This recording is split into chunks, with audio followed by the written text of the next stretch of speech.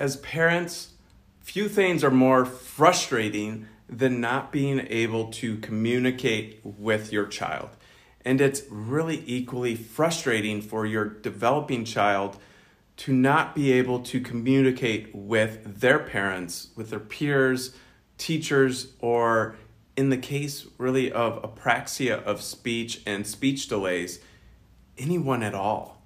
Now, my name is Dr. Eric, and I am one of the pediatric chiropractors here at ADIO Chiropractic in the Madison and Middleton area.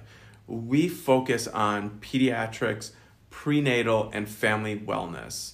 Now, if your child has been diagnosed with apraxia of speech or some other form of speech delays or has not received maybe a formal diagnosis yet, but you know that they are struggling to communicate clearly and effectively, this video is for you.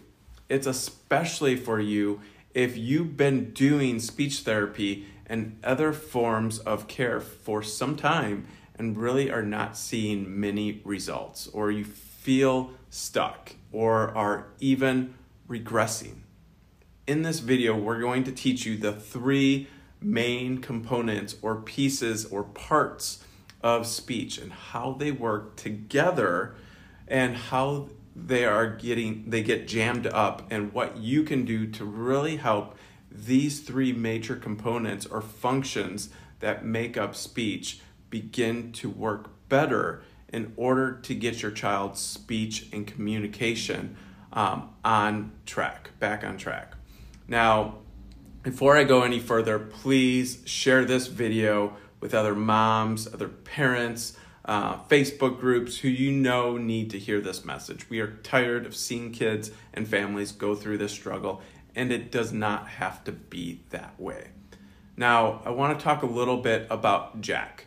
Now, mom, originally noticed that the challenge with Jack was when he first started to walk. Jack would slide one of his feet, and then even eventually he was just walking with it slightly turned out.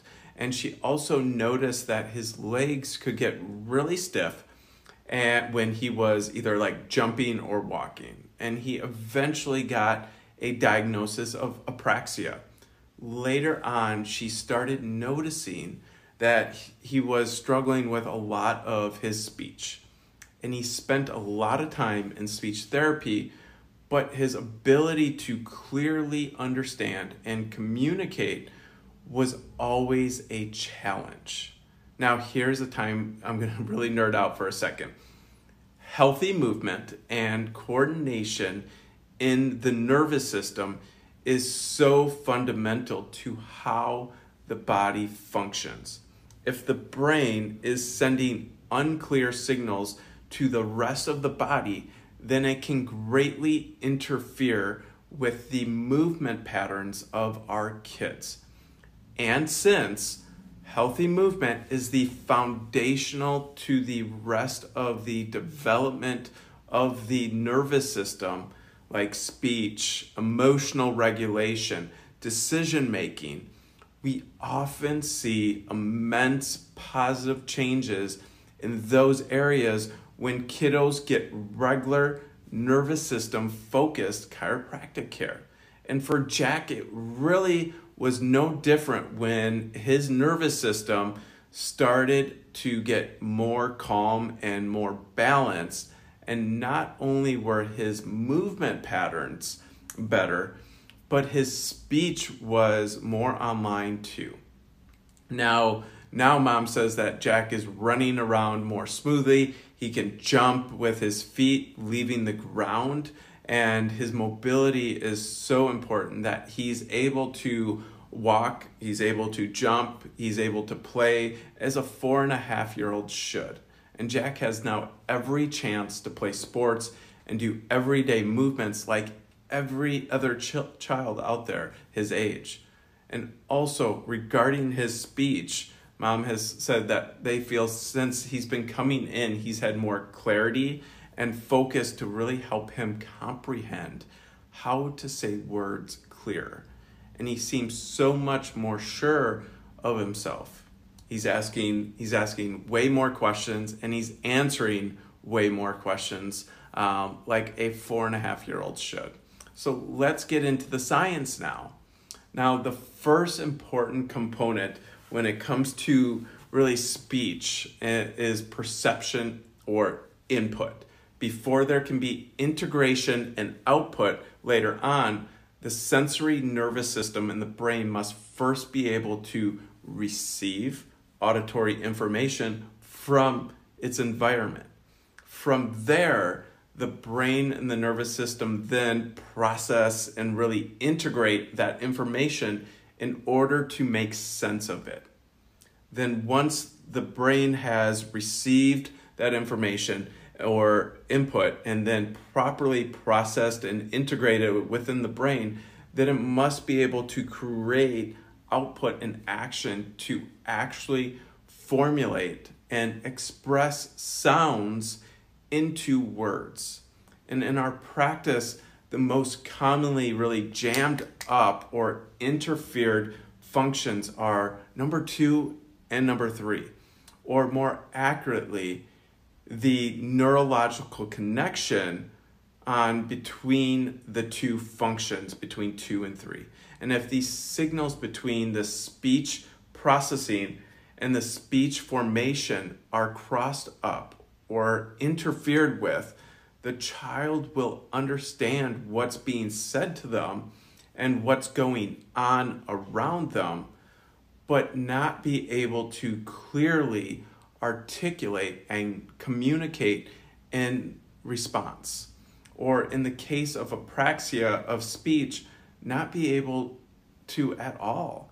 So parents, that may lead you to ask the question, what could be causing this jam up of the signals and communication between steps 2 and 3 in communication for your child? And how do we really get it fixed and cleaned up? That's where neurologically focused pediatric chiropractic comes in, and something called subluxation come into play.